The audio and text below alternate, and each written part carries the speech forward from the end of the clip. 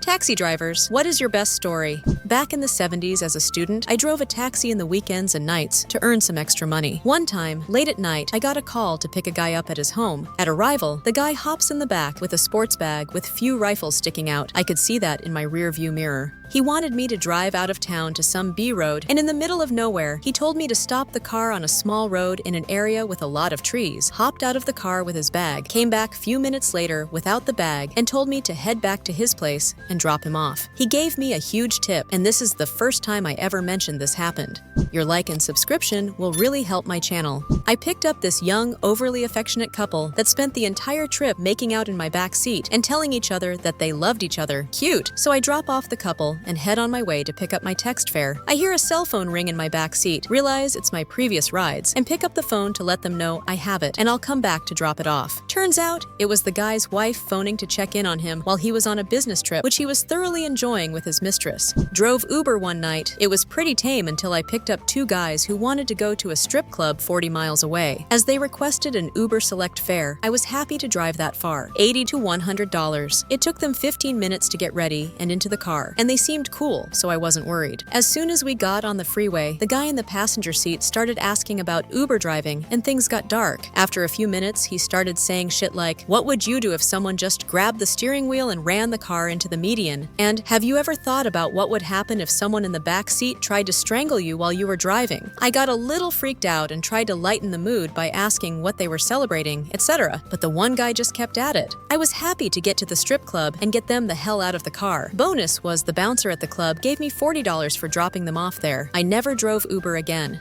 I know this is the opposite of what you asked, because I'm a passenger, not a driver. I had an Iraqi driver tell me he was an engineer in Iraq before the first Gulf War, and he'd developed a superior means of gilding furniture, chandeliers, etc., which you can imagine was hot in pre-war Husseinville. One of Saddam's sons, Uday, wanted to go into business with him, but, and this is a direct quote, "First, Uday wants to be your partner in business, then he wants to be partner in your wife." Words to live by. Former Uber driver here picked up a sweet girl from a bar on a Wednesday night, absolutely hammered. About 10 p.m., she got into my car, apologized for being so drunk, and politely asked if we could just drive around a little while with the windows down. I was prepping for a cleaning fee, trying to drive and pull a vomit bag out of the glove box, but no, she just did that airplane thing with one hand out the backseat window. She asked me if I had ever thought about dying, to which I replied, "Yeah, I guess so." That's when she told me that she had cancer. It was in her brain, and it was too far gone to consider chemo. I remember my heart just pounding. She told me she was dying and she was going to be okay. Tonight, she was celebrating with her work friends who threw her a going away party. She told them she was taking a position abroad. I just didn't tell them that abroad was heaven. Jesus Christ. I turned off my app and cried my ass all the way home. I used to drive Uber at Fort Myers Beach. I picked up 4 drunk as a skunk, middle-aged people and crammed them into my tiny car. I was about to pull into their nice gated neighborhood, and the one guy was like, "I need you to follow that car." And I'm like, "Whatever, let's see how this plays out." So we start following this random SUV, and I'm like, "Who is this guy?" And they're like, "We don't know, but we have 20 minutes of babysitter left and we aren't wasting it." I reminded them they were on triple rate surcharge and they literally didn't care. Eventually, the car pulled over. I flashed the headlights and everyone shouts at me, "Go, go, go!" And we sped off into the night. $100 ride, $20 tip, 5-star review, 100% worth it. Entertaining drunk, otherwise responsible people is a blast. Friend of mine visiting NYC took a taxi back to his hotel late night. Riding in the back, he found a small women's clutch purse thing. Inside was the ID of a 19-year-old girl and the business card of a police officer in a town neighboring state. The police officer had the same last name as the girl, so my friend figured the officer was the girl's father, and she carried the card in case she ever needed to get herself out of a traffic ticket or something. My friend figures he can leave a voicemail on the officer's business number when he gets back to the hotel, then leave the purse at the hotel front desk for the girl to come pick up. About 3 hours later, he is in a deep sleep when loud knocks on his hotel room door wake him up. It's a bunch of NYPD detectives who want to know all the details of how he found the purse, like where he originally hailed the cab, etc. Turns out, the girl was indeed the daughter of the cop on the business card, and she had been missing for a few days. The discovery of her clutch purse was the first sign of her that had popped up. My friend had paid for the cab via credit card and had kept the receipt, so he was able to pass that along to the detectives, who, presumably, were able to use that to track down the cab driver and find out any information he could provide.